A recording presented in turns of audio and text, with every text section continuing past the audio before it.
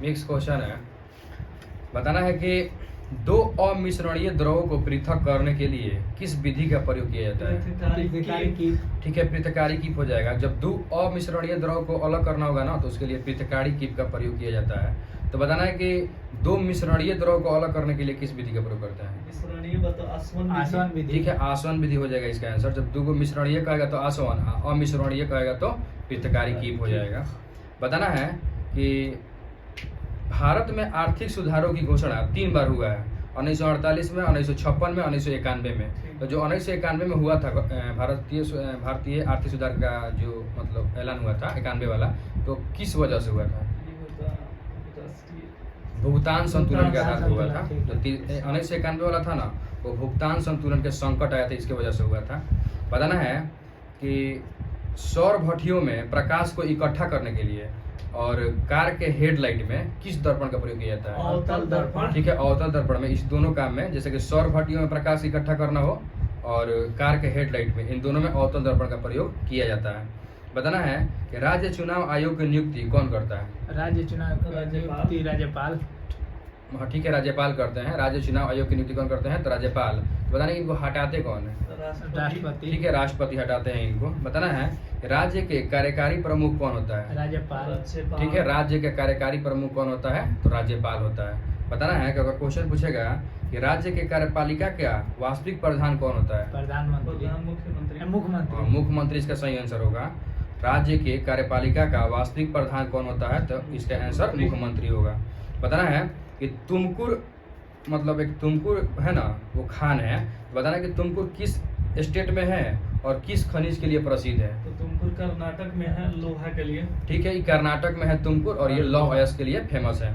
और कुछ खाने बताना है कहाँ कहाँ है और किस खनिज के लिए फेमस है। जैसे बताना है कि कुद्रेमुख कहाँ है और किस खनिज के लिए फेमस है? कर्नाटक। ठीक है, कर्नाटक में है कुद्रेमुख और लौह अयस्क के लिए फेमस है। और बैलाडीला, छत्तीसगढ़। हाँ ये भी छत्तीसगढ़ लौह अयस्क हो जाएगा। और गुरु महिसानी उड़ीसा में हो जाएगा। उड़ीसा में हो जाएगा। ये भी लौह अयस्क के लिए हो जाएगा, गुरु महिसानी। और पूछेगा किरीबुरु की खान, ये भी उड़ीसा में है। ये उड़ीसा में है और ये भी लौह अयस्क के लिए हो जाएगा। जैसे कि पूछेगा गुरु महिसानी, तो ये हो जाएगा उड़ीसा में और लौह अयस्क के लिए हो जाएगा। किरीबुरु पूछेगा तो ये भी उड़ीसा में हो जाएगा और लौह अयस्क के लिए हो जाएगा। बताना है कि दो अस्पा और सिंह अस्पा की शुरुआत किस शासक ने किया था? जहांगीर ने। ठीक है, जहांगीर के द्वारा शुरू किया गया था। दो अस्पा और सिंह अस्पा की शुरुआत जहांगीर के द्वारा शुरू किया गया था।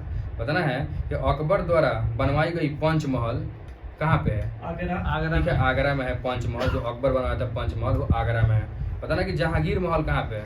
जहांगीर ये भी आगरा में है। ठीक है, ये भी आगरा में हो जाएगा जहांगीर महल। बताना है कि पुराणों का अध्ययन करने वाला पहला मुसलमान कौन था?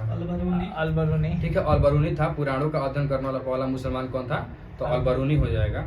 और वही क्वेश्चन पूछेगा कि हिंदू धर्म ग्रंथों का अध्ययन करने वाला पहला मुसलमान शासक कौन था? तो क्या होगा?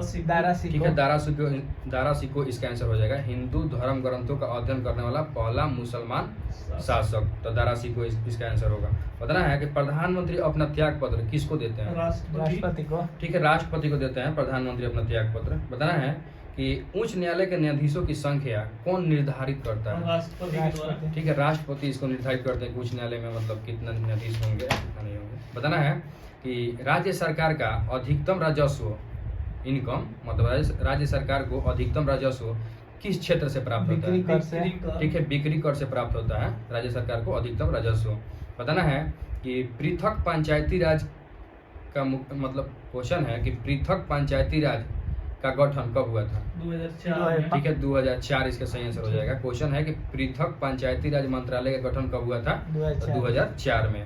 बताना है भारत सरकार के द्वारा दोहरी नागरिकता कब स्वीकार की गई थी? दोहरी नागरिकता 2005। 2005। ठीक है, 2005 इसका सही आंसर हो जाएगा। क्वेश्चन पूछेगा भारत सरकार के द्वारा दोहरी नागरिकता कब स्वीकार की गई थी? तो 2005 हो जाएगा। आगे बताना है कि कौन से संविधान संशोधन के तहत राष्ट्रपति का और उपराष्ट्रपति का और प्रधानमंत्री का जो निर्वाचन संबंधी विवाद है ना, इसको न्यायिक समीक्षा से बाहर रखा गया है? 39वां संविधान संशोधन। ठीक है, इसका सही आंसर 39वां संविधान संशोधन हो जाएगा, जिससे कहा गया था ना कि राष्ट्रपति और उपराष्ट्रपति और प्रधानमंत्री के जो चुनाव में जो विवाद है उसको न्यायिक समीक्षा से बाहर रखा गया था। आगे बताना है कि गांधी जी का मुकदमा कौन से जज के द्वारा चलाया गया था? क्वेश्चन है गांधी जी का जो मुकदमा चला था गांधी जी पे, तो उसके कौन से जज के द्वारा चलाया गया था? तो आत्मा चंद हो जाएगा। ठीक है, आत्मा चंद इसका आंसर हो जाएगा, आत्मा चंद। बताना है कि एक पत्रिका है जिसका नाम है उद्बोधन। बताना है कि उद्बोधन पत्रिका का संपादक कौन थे? स्वामी विवेकानंद। ठीक है, स्वामी विवेकानंद का ये पत्रिका है उद्बोधन। आगे बताना है कि एक मेनम वन्य जीव अभ्यारण्य है, मेनम। बताना है कि किस राज्य में? सिक्किम। ठीक है, सिक्किम का है मेनम वन्य जीव अभ्यारण्य। बताना है कि राज्य के नीति निर्देशक तत्वों को किसने अनूठी विशेषता कहा था? राज्य के नीति निर्देशक तत्व अनूठी विशेषता बी आर अम्बेडकर। ठीक है, भीमराव अंबेडकर के द्वारा कहा गया था। राज्य के नीति निर्देशक तत्वों को अनूठी विशेषता किसके द्वारा कहा गया था? तो भीमराव अंबेडकर इसका आंसर हो जाएगा। और क्वेश्चन पूछेगा कि राज्य के नीति निर्देशक तत्व और मौलिक अधिकार, इन दोनों को संविधान का आत्मा किसने कहा था? इन दोनों को, जी ऑस्टिन और दोनों को कहेगा तो जी ऑस्टिन हो जाएगा, ग्रेनविन ऑस्टिन हो जाएगा। आगे बताना है कि नीति निर्देशक तत्वों को भावनाओं का कूड़ादान का संज्ञा कौन दिया था? टीटी कृष्णाचारी। ठीक है, टीटी कृष्णमाचारी हो जाएगा। आगे बताना है कि ब्रिक्स का मुख्यालय कहाँ पे है? ब्रिक्स का मुख्यालय चाइना के बीजिंग में है। चाइना के संघाई में है। संघाई में। हाँ, ब्रिक्स का मुख्यालय कहाँ है? तो चाइना के संघाई में है। बताना कि ब्रिक्स का स्थापना कब हुआ था? 2009। ठीक है, 2009 में इसका स्थापना हुआ था ब्रिक्स का। बताना है कि सार्वभौमिक डाक संघ का स्थापना कब हुआ था?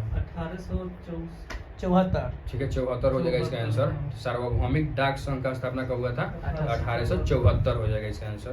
बताना कि जो ये डाक संघ है, सार्वभौमिक डाक संघ, इसका मुख्यालय कहाँ पे है? Burn, Switzerland. ठीक है, स्विट्जरलैंड के बर्न में इसका मुख्यालय है सार्वभौमिक डाक संघ का। आगे बताना है कि वैश्विक प्रतिस्पर्धा रिपोर्ट किस संस्था के द्वारा जारी किया जाता है? वर्ल्ड इकोनॉमिक फोरम के द्वारा। ठीक है, वर्ल्ड इकोनॉमिक फोरम के द्वारा जारी किया जाता है वैश्विक प्रतिस्पर्धात्मक सूचकांक। तो बताना है कि इसमें भारत का वर्तमान में रैंक कितना है? वैश्विक प्रतिस्पर्धा सूचकांक 63 है, 63 है। ठीक है, बताना है कि एक और रिपोर्ट है ऊर्जा संक्रमण सूचकांक, ये कौन संस्था जारी करता है? ये भी वर्ल्ड इकोनॉमिक। ठीक है, ये भी वर्ल्ड इकोनॉमिक फोरम के द्वारा ही जारी किया जाता है ऊर्जा संक्रमण सूचकांक। बताना है कि 1855 ईस्वी में संथालों ने किस अंग्रेज कमांडर को हराया था? मेजर बारो। ठीक है, मेजर बारो को इन लोगों ने गोली मार दिए थे। 1855 ईस्वी में संथालों ने किस अंग्रेज कमांडर को हराया था? तो मेजर बारो इसका सही आंसर हो जाएगा। आगे बताना है कि विश्व का सबसे ऊंचा विश्व शांति स्तूप बिहार के किस जिला में? नालंदा राजगीर में। ठीक है, नालंदा जिला में जो एक राजगीर जगह है वहाँ पे है। विश्व का सबसे ऊंचा विश्व शांति स्तूप कहाँ है? तो नालंदा जिला के राजगीर में है। और वही पूछेगा कि विश्व का सबसे बड़ा स्तूप कौन सा है?